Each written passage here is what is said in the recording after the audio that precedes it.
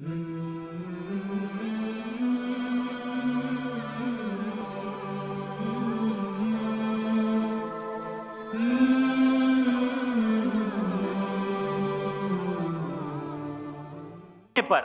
جو ڈیفینیٹ بھی ہو تو میں یہ اعلان کرتا ہوں کہ یقیناً میں اس ایویڈنس کو قبول کروں گا اور اس پر غور کروں گا، لیکن ساتھ میں یہ بھی اعلان کر دیتا ہوں پریڈکشن کے طور پر کہ ایسا کوئی ڈیفینیٹ آرگیومنٹ کوئی نہیں پیش کر سکتا۔ یہ طریقہ دراصل اہل بدعت کا ہے، جو اسی کو اصل دین سمجھتے ہیں، جیسے کہ امام مالک رحمہ اللہ کا قصہ گزشتہ درس میں بیان کیا گیا تھا کہ ایک بدعتی آیا اور اس نے کیا کہا کہ آپ کے ساتھ میں مناظرہ کرنا چاہتا ہوں۔ امام مالک رحمہ اللہ نے کہا کہ اس کا نتیجہ کیا ہوگا، ملے گا کیا مناظرہ کر کے تم سے؟ کہا کہ ہم میں سے جو جیت جائے دوسرا اس کی بات مانے گا۔ امام مالک رحمہ اللہ نے کہا کہ اگر میں جیت جاؤں تو کہا کہ میں آپ کا دین قبول کر لوں گا۔ کہا کہ اگر تم جیت گئے تو آپ کو میرا دین قبول کرنا پڑے گا۔ پھر امام مالک رحمہ اللہ نے کہا کہ اگر تیسرا بندہ آئے اور ہم دونوں کو ہرا دے تو کہا کہ ہم دونوں اس کا دین قبول کر لیں گے۔ کہ اللہ کے بندے، اللہ کا دین کوئی کھلونا نہیں ہے کہ اسے عقل کے حوالے کر دیا جائے اور کوئی بڑا عقل والا آئے اور لوگ اس کے اپنے دین کو چھوڑ کر، کتاب و سنت کو چھوڑ کر اس کے عقل کی اتباع کرنے لگے۔ پھر اس سے کوئی بڑی عقل والا آیا، پھر کتاب و سنت کو چھوڑ کے اس کے پیچھے لگ گیا۔ تو اللہ رب العالمین کا دین کوئی کھلونا نہیں ہے۔ ایک مسلمان یقین کے ساتھ قرآن و سنت پر ایمان لاتا ہے، اسے شک و شبہ نہیں ہوتا۔ عقلی دلائل سے کتاب و سنت کو رد نہیں کیا جا سکتا۔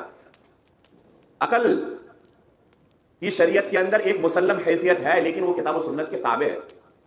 یہ اہل بدعت کا طریقہ ہے، معتزلہ، فلاسفہ اور ملحدین وغیرہ کا، کہ یہ عقل کو نقل پر مقدم کرتے ہیں۔ لہذا ان کے یہاں اصول ہے کہ اصل چیز عقل ہے اور کتاب و سنت اس کے تابع ہے۔ کوئی چیز کتاب و سنت کے اندر موجود ہے، اگر عقل کے اندر آئے تو قبول کریں گے، ورنہ ہم اسے شریعت نہیں مان سکتے۔ عقل کے خلاف دین نہیں ہو سکتا ان کے یہاں۔ ہمارے یہاں کیا اصل ہے؟ ہمارے یہاں اصل ہے کتاب و سنت، عقل کے مطابق ہو الحمدللہ۔ اور عقل کے اگر کسی کو خلاف نظر آئے تب بھی اسے بلا چوچرا اسے تسلیم کرنا ہے۔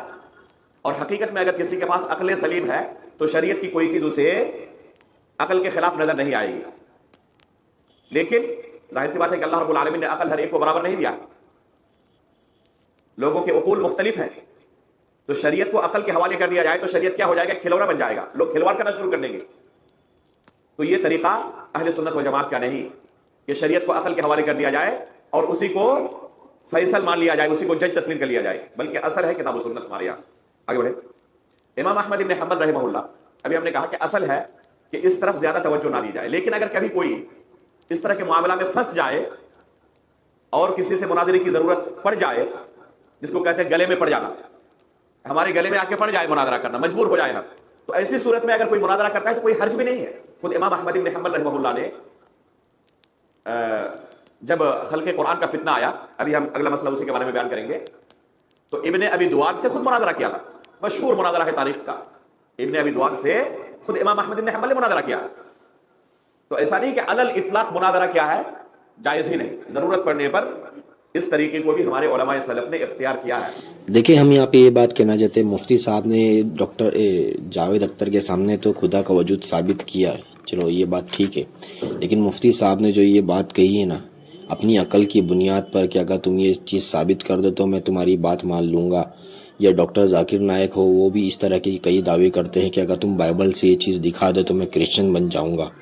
یہ سب دعوے کرنا اور اپنی عقل کی بنیاد پر اسلام کو چھوڑنے پر راضی ہو جانا، یہ چیز جو ہے یہ بہت ہی غلط چیز ہے اور سراسر یہ گمراہی والی بات ہے۔ اسلام ہم کو اس بات کی اجازت نہیں دیتا کہ اپنی عقل کی بنیاد پر تم اپنی عقل کی مطلب ایک انسان اپنی عقل کی بنیاد پر اسلام کو چیلنج کر دے۔ اس کی عقل ہر ایک انسان کی عقل اوپر نیچے ہوتی ہے، لیکن اپنی عقل کی بنیاد پر چیلنجز کرنا یہ چیز قطعاً جائز نہیں ہے۔